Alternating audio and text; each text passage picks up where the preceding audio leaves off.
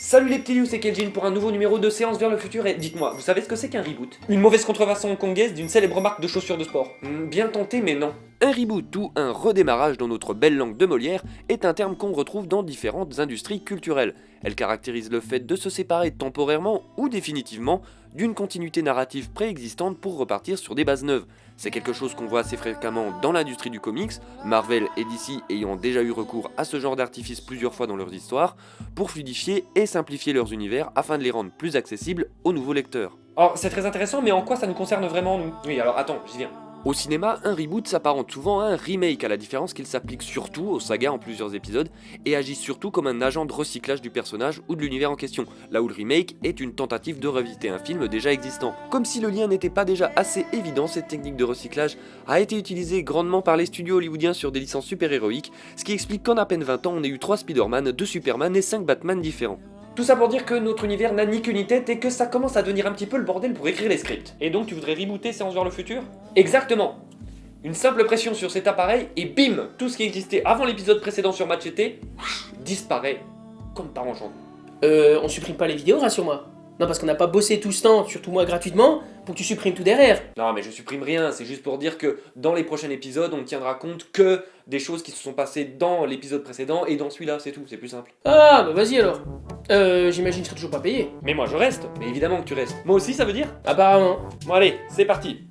Recalibration du flot quantique séance vers le futur, suppression des aberrations de script terminée. Bonne journée. Quantum Quality Service vous remercie d'avoir utilisé son recombobulateur. Très bien ça. Bon matériel. Tout le monde va bien? Tout le monde est là? Bah écoute, moi ça va. Ça fait des guillis. Florian? Oh merde les amis, je crois qu'on a bien merdé. Je crois qu'on vient de supprimer Florian de cette réalité. Putain le matériel chinois aussi là, putain. Merde Florian! Attends-moi! J'appelle les secours! Bon, et sinon, ce mois-ci, on parle de quoi? Mais ils sont partis où? Non, mais vous êtes toujours aussi cons dans cette émission, hein. Même aller plus loin, mais pour le plaisir. 50 nuances de Grey, sorti le 11 février 2015 sur nos écrans, est un film de romance érotique. Non mais tu peux dire film de cul, hein, direct. Sans déconner, j'aurais préféré, hein. J'aurais bien voulu, mais non. 50 nuances de Grey donc est réalisé par Sam Taylor Johnson, à qui l'on doit un des segments de Destructed ou Nowhere Boy, et adapté de l'œuvre, bon alors mettez des gros guillemets à œuvre, hein, de E.L. James, qui est une autrice américaine qui n'a écrit que ça pour le moment. Alors, on peut aussi mettre des guillemets à écrire, hein, pendant qu'on y est. Oui, si on y réfléchit bien, on risque de mettre pas mal de guillemets en fait, hein. Ouais non mais quand ça trash talk dès le début, moi ça me plaît, direct. C'est pour ceux qui veulent la méchanceté gratuite dès l'entrée. Les doigts dans la prise, on est des mecs branchés. On roule sur les essieux, on est déjanté. Ça y est, vous êtes contents, vous avez fait votre référence? Oui, bah ça au moins c'est bien écrit. Le film nous raconte l'histoire d'Anastasia. C'est exactement comme dans mes rêves. Non, pas celle-là, celle-là, voilà. Et qui est une jeune étudiante en lettres, mais qui, pour arranger sa coloc gravement malade, atteinte d'une laryngite, va faire une interview à sa place de Christian Grey, un jeune milliardaire. Voilà, il est milliardaire, c'est même pas la peine d'en dire plus. Voilà, il est jeune, il est beau, il est milliardaire, et il est célibataire. Êtes-vous gay? J'ai lu ce qui était écrit. Monsieur le Président, bonsoir. Donc, notre première question, êtes-vous un connard? Quoi? Êtes-vous un fils de pute? Qu'est-ce que ça veut dire? Ah bah désolé, mais c'est écrit sur mes fiches. Vous êtes viré. Bon, très vite, l'entrevue devient plus une sorte de speed dating à la con, les deux personnages tombant rapidement amoureux l'un de l'autre en empilant des clichés. Certaines personnes vous diront que je n'ai pas de cœur. Du tout. Oui, alors je pense que cet homme devrait consulter quand même, puisque l'organe en question est, ma foi, plutôt vital, hein, on va pas se le cacher. Et donc, sans ce dernier, eh bien, il me semble improbable qu'il puisse continuer de vivre, ma foi, plus de quelques secondes. Non mais c'était façon de parler, c'était figuratif. Figu quoi? Mais sinon, qu'est-ce qu'on connaît d'autre de ce charmant jeune homme? Je m'adonne à diverses activités physiques.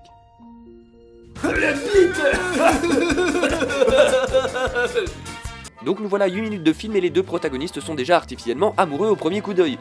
Et alors quoi faire de mieux les enfants pour montrer à une fille que vous lui plaisez? Eh bien c'est très simple, il suffit de la stalker.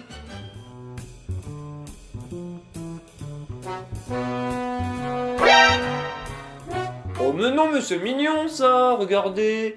Le monsieur il vient la stalk, enfin, tellement il la trouve jolie. Hein, il vient la voir au travail, et puis il lui achète des serflex, du scotch, de la corde, beaucoup de cordes. Oh, appelez la police. Bon, ils enchaînent les rendez-vous prétextes, notamment une séance photo pour la coloc faite par le meilleur ami d'Anna, qui est également amoureux d'elle depuis longtemps, mais... Alors n'allez pas plus loin, je sais comment ça finit ces histoires-là. Vous aviez l'air très complices tous les deux.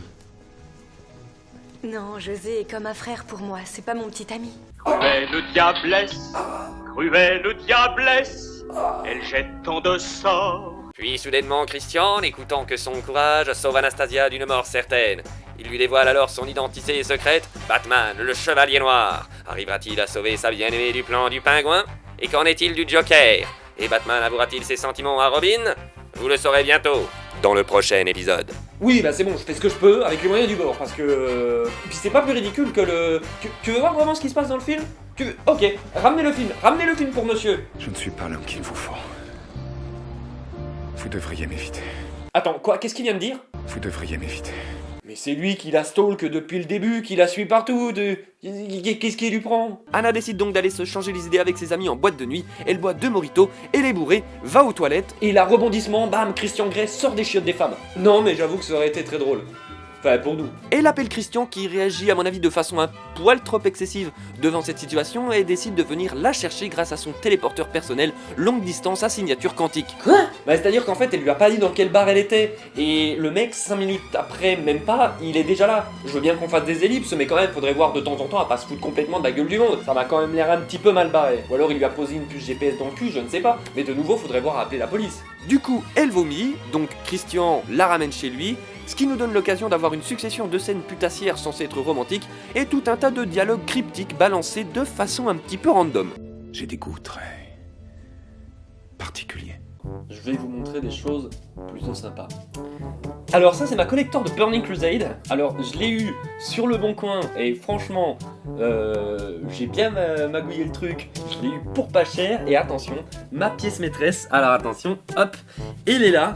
C'est une collector de l'édition Vanilla de WoW et franchement, alors celle-là quand je l'ai eu j'étais un petit peu en mode wouh. Allez, à plus bébé. Mon dieu, la connerie de ce dialogue est supérieure à 9000. Normalement, on devait avoir un vrai scooter comme Vegeta dans l'animé pour faire la blague, sauf que je l'avais commandé et la poste a perdu mon colis. Donc on a fait 100. Merci la poste.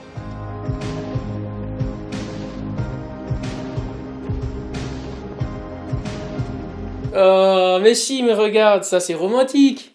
Non, mais il l'emmène faire un petit tour en hélico privé et tout. Franchement, ça c'est mignon. Vous ne pouvez plus vous échapper. Ok, appelle le 17. Cours ma fille, fuis pour ta vie, sauve-toi. Bon, pendant que le spectateur attend toujours désespérément une péripétie, et on n'en demande pas 50, hein, on veut pas des tonnes, mais même pas 10, même pas 2, une c'est bien. Allez, une moitié. Ouais, pas grand chose, je sais pas, moi, je fais des loopings avec l'hélico, fais des vrilles, connard, Bon, non? Bon, bah tant pis, non, bah vas-y, révèle-nous ce pourquoi la ménagère est venue. Je ne fais pas l'amour. Je baise.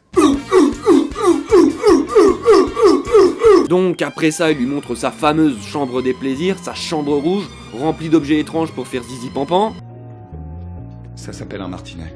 Non, c'est un martifouette, Jean-Pierre. Bon voilà, à partir de là, le film n'est plus qu'une succession de scènes connes entre les deux personnages. Je veux dire, ça fait même pas 2 jours qu'ils se connaissent, et ils en sont déjà à l'étape « Voudrais-tu te faire soumettre avec une balle dans la bouche ?» Et à ce moment-là, cliché oblige, il se rend compte qu'Anastasia est toujours vierge. Ouais, alors moi je suis balance, on n'en fait pas une histoire nationale. Qu'est-ce que vous faites? Je vais rectifier la situation. Les gars, si vous voulez faire un film de cul, faites un film de cul.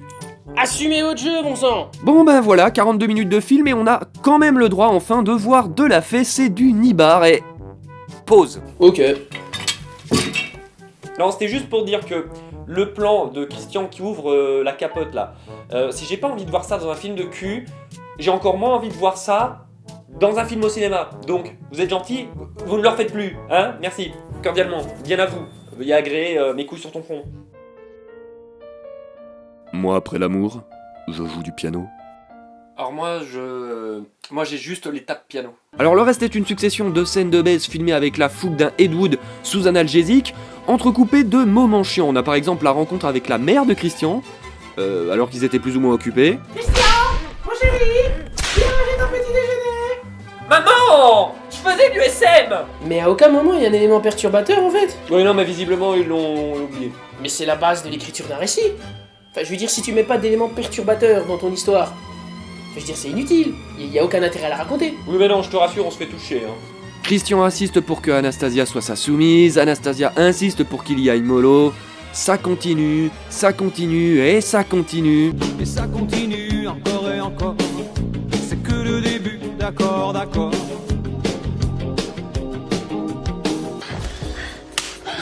Et c'est une très belle maîtrise du geste. Ouais, oui. on sent toute la souplesse hein, dans le poignet du joueur américain. Ah oui, tout à fait, c'est ce que je disais avant, ça fait plaisir de voir des joueurs professionnels comme ça, qui n'ont pas froid aux yeux, qui ont répété, et qui vont, qui se donnent, qui jouent le ballon. Ah, on l'a vu en entraînement, hein, il a perfectionné la technique au maximum. Tout à fait, c'est un parfait claqué de cul, c'est magnifique. On va juste s'arrêter 2 secondes sur cette scène-là, dans laquelle Anna et Christian décident de signer un contrat de baise. Puisque c'est grosso modo ça, hein, dans le bureau de Christian, éclairé avec une lumière rouge bizarre, mais enfin ça c'est pas grave, toute la scène est faite sur un ton décalé et comique. Et ça marche pas vraiment, puisque jusqu'ici tout le film est ultra premier degré à fond. Ça aurait pu fonctionner hein, dans un film avec une vraie volonté d'en faire quelque chose, mais là ici, posé comme ça, telle une couille dans le potage, je trouve ça particulièrement inadapté. Alors moi il y a un autre truc qui me gêne là, tout de suite à ce niveau-là du film. Quoi donc ?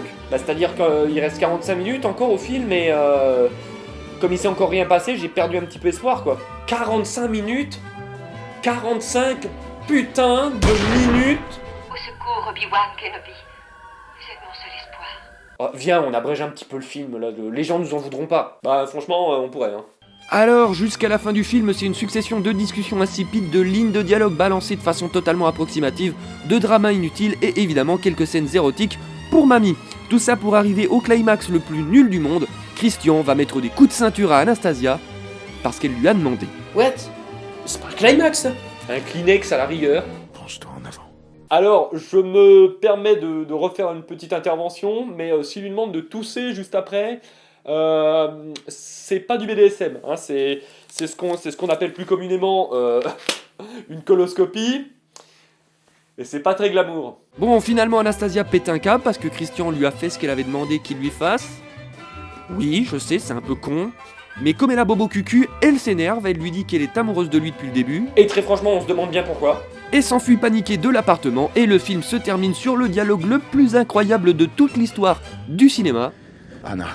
Christian. Et c'est enfin la fin de 50 nuances de Grey. La souffrance, c'était pas pour Anastasia en fait, c'était pour nous. On s'est grave fait enculer en regardant ce film. Ce film est une purge. Pas un mauvais film. Pas un nanar, non, on le cran au-dessus encore. C'est un putain de lavement. Ça faisait déjà un moment que j'avais envie de voir l'étendue des dégâts sans vraiment jamais me lancer et c'est maintenant chose faite. Et je crois pouvoir le dire sans embâge, c'est sûrement l'une des pires expériences cinématographiques de toute ma putain de vie. À côté, Mélancolia, c'est le feu et pourtant je hais ce film. Alors évidemment, vous vous en doutez, du coup j'ai plein de choses à dire et on va se faire ça dans l'ordre en déroulant tout ce qui ne va clairement pas dans cet énorme tas de bouse qu'est 50 nuances de Grey. Au fait les mecs, personne n'a vu le DVD parce que je le... Hein? Ah non, c'est bon, je l'ai trouvé. Bon, déjà c'est un film techniquement peu intéressant, mou, sans saveur. La réalisatrice c'est une technicienne qui se contente de filmer le plus bêtement du monde ses personnages, et les acteurs n'ont pas tellement l'air de se donner à fond, mais ceci dit on peut les comprendre. Donc c'est ça le scénario. Ouais, mais j'imagine qu'il faut bien bouffer, quoi. Ce qui est même affolant, c'est qu'à aucun moment les rapports de force ne sont suggérés par l'image, alors que, justement, le sujet s'y prêtait bien. Et encore pire, les scènes érotiques sont tournées et montées avec une mollesse et un manque d'inventivité qui ferait passer le dernier Danny Boone pour un monument de mise en scène. Et le pire, c'est que dans Red Dingue, le dernier Danny Boone que j'ai vu, eh ben, il y avait vraiment des envies de cinéma, il y avait vraiment 2-3 trucs qui étaient super intéressants ou super marrants, et du coup, l'argument en plus est totalement valide. Ce qui nous amène au deuxième point, c'est une très mauvaise histoire. Bon, déjà, passons sur le fait que le BDSM dans ce film n'est pas vraiment du BDSM, et beaucoup de spécialistes de ces pratiques ont très justement fait remarquer que ce qui était décrit à travers les films et les bouquins était totalement à côté de la plaque, et relevait surtout d'un manque cruel de renseignements et d'une ignorance patentée. Mais ce qui m'intéresse au-delà de ça, c'est de voir à quel point la structure fondamentale d'un scénario n'est même pas respectée. Poser les bases, on en a rien à battre. On expédie, les gens s'en foutent. Un élément perturbateur? Pourquoi faire? Bon, alors on pourrait éventuellement dire que la rencontre entre Anna et Christian est l'élément perturbateur. Mais déjà ça me gêne parce que ça arrive à 4 minutes 30 de film. On aurait peut-être pu prendre 2 minutes pour poser sa diégèse correctement, hein. Et ensuite, si c'est vraiment ça l'élément perturbateur, alors il faudrait qu'il y ait des rebondissements derrière. Et surtout qu'il y ait un retour à un état de stabilité à la fin, ce qui n'arrive pas. Tout tourne autour de l'histoire d'amour des deux protagonistes qui, en dehors de son aspect film de cul pour mamie, est juste une love story pour ados digne de figurer dans la collection Harlequin. Alors pour ceux qui ne connaîtraient pas du tout, les éditions Harlequin, c'est une collection de livres, de romans, d'amour et de tire-larmes à la con, écrits par des auteurs sans talent, qui empilent les clichés plus vite que Michel Leb, si vous voulez. Ah, ça fait du bien de rire, hein. Ça te fait marrer, ça, enculé. Bah ouais. L'ensemble narratif est donc d'une vacuité abyssale, tel qu'on l'a rarement vu. Les protagonistes sont peu, voire pas attachants du tout, et on en apprend assez peu sur leur motivation. Ouais, bon, c'est vrai que je suis très légèrement mauvaise langue, il y a bien un moment où on apprend vaguement que Christian a un passé trouble, qu'il a eu une enfance difficile. Waouh, mais c'est super original, ça. Les personnages secondaires sont des coquilles vides relayées à de la quasi-figuration, à tel point qu'on en a presque mal au cœur pour les acteurs, comme lui là. C'est pas pour ça que je voulais devenir acteur, merde. Et merde, ça tourne en rond pendant 2 heures sans jamais rien proposer si ce n'est du cul. Une histoire d'amour, c'est bien, mais faut qu'elle véhicule quelque chose, que j'ai de l'empathie pour les personnages, que je m'attache à eux, que leur roman s'inscrive dans un cadre un peu plus large, qui viendrait justement mettre en danger leur attachement. Et pour ce qui est du BDSM, on aurait très bien pu imaginer un questionnement plus large sur la domination et l'abandon de soi. Mais non, là, y a rien. C'est juste une très mauvaise autrice qui fait adapter telle quelle sa fanfiction à l'eau de rose pour spectatrices non exigeantes. Mais c'est là que ça devient presque magique en fait. On en arrive au 3e point qui me paraît presque le plus important. Le film est tout simplement dégradant et écœurant si on tente une analyse de la morale qui sous-tend son récit. La femme est vue comme une créature naïve et fragile, victime de ses passions et de ses désirs, ayant systématiquement besoin d'un homme pour la guider. Je pense qu'en 2018 c'est particulièrement rétrograde. Mais l'image de l'homme en prend aussi pour son grade, puisque pour séduire il est forcément jeune, beau, riche, et la femme est tellement extatique devant tant de réussite sociale et les innombrables possessions matérielles que cela engendre. Et du coup, on en revient toujours à la même analogie, mais qui me semble extrêmement juste quand même, c'est que si Christian n'avait pas été beau gosse et riche, eh ben l'histoire ne marcherait pas. Ça serait juste glauque et malaisant. Mais en vrai, c'est ce que le mec est. Il est glauque et malaisant. Il la suit partout, il pénètre chez elle sans son consentement, il n'a que faire des conventions sociales, il est introverti, il vit dans sa bulle. Oui ? Non mais les gars, sans déconner, vous avez pas remarqué? Quoi donc? Non mais attendez, un mec introverti, glauque, malaisant, qui n'a que faire des conventions sociales et de la bienséance. C'est Sheldon Cooper. Christian Grey, c'est Sheldon Cooper. Mais oui, mais...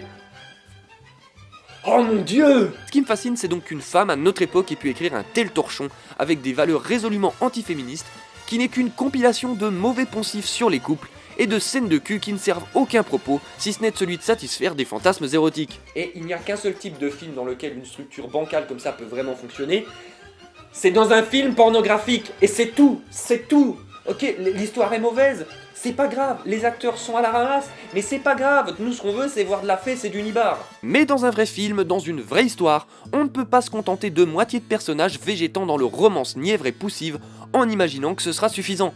Ce qui nous amène donc à l'analyse d'aujourd'hui, une histoire d'amour ne peut pas se suffire à elle-même. Elle ne peut pas être le seul ressort dramatique d'un récit. Elle en est seulement le cadre, elle en est le contenant. Mais si vous ne le remplissez jamais, on se retrouve à admirer un verre vide qu'on finit par remplir à la fin du film avec un alcool fort pour tenter d'oublier vaguement ce qu'on vient de regarder. Et attention, parce que je vous vois venir derrière vos écrans, vous allez me sortir le fameux... Ouais mais non, mais c'est un truc pour les filles, vous les mecs, les romances vous pouvez pas aimer, c'est pour ça. Mais si, putain, mais c'est pas ça le problème. Bon déjà on passera sur le fait que cette assertion est terriblement réductrice de nouveau, et je vous répondrai que non. Ce n'est pas parce qu'on est des mecs qu'on ne pourrait pas apprécier un film dont l'histoire gravite essentiellement autour d'une histoire d'amour. Mais encore faudrait-il qu'elle soit captivante, touchante, bouleversante, ou au contraire malaisante, qu'elle mette à mal notre éthique et qu'elle questionne notre rapport à l'autre. Des films comme ça, il y en a plein. Le cinéma est jalonné de comédies romantiques géniales et de romances tragiques ou bouleversantes. Donc je pense qu'il y a moyen de s'épargner ce genre de films qui sont néfastes pour le cinéma, tant ils nivellent par le bas tout ce à quoi ils touchent. Et le reste de la saga va dans le même sens, hein, ça ne s'arrange jamais, hein, pour ceux qui diraient ouais mais peut-être là c'est le premier. Non, le 2 est peut-être encore pire que le premier d'ailleurs. Parce que oui, mesdames et messieurs, on n'a pas fait que regarder le premier. On les a tous vus. Parce qu'on est cons. Ce qui est génial avec la nullité de ces films finalement, c'est que après ça, tout passe. Je me suis même dit, Waouh, c'était pas si nul que ça, Twilight, finalement. même Aladdin c'est mieux, même Machete c'est mieux. Tout est mieux que ce truc-là, mais Mitman le Cobra, franchement, c'est pas si horrible que ça en comparaison. J'ai dit du bien de Mélancolia, c'est pour vous dire. Alors non, il y a une chose qui est pas mieux en fait. Quoi donc? Mais regarde ça, musique de Danny Elfman. On est sur 50 nuances de grès et il arrive à pondre un score plus intéressant que pour Justice League. Alors on va pas se le cacher, gros, même une pub pour des croquettes, ça a une meilleure musique que Justice League. Hein. Bon par contre, ça fait quand même beaucoup de très mauvais films qu'on s'enquille à coup sur coup. Ça vous dirait pas la prochaine fois qu'on fasse un truc sympa, un truc bien? Ou juste histoire de changer d'air, un peu, de respirer? Alors, j'ai bien une idée, mais à mon avis ça va pas vous plaire. Mélancolia, pas Mélancolia, pas Mélancolia, pas Mélancolia, pas Mélancolia, pas Mélancolia.